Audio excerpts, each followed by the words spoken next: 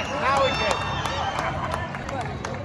Ladies and gentlemen, we are excited and we are here to put this show on for you. We have riders that have come from all across the United States to do this.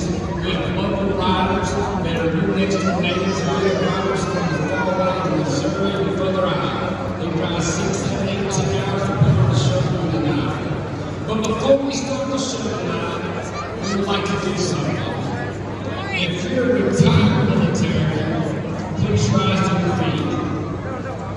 If you're a current military, police officer, firefighter, first responder, please rise to your feet.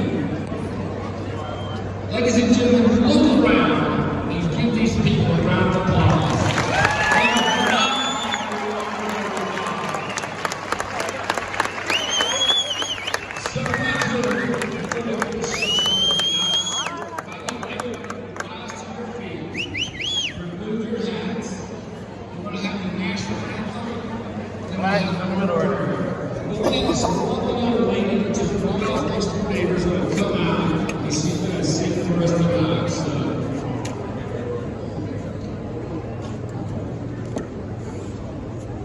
Oh,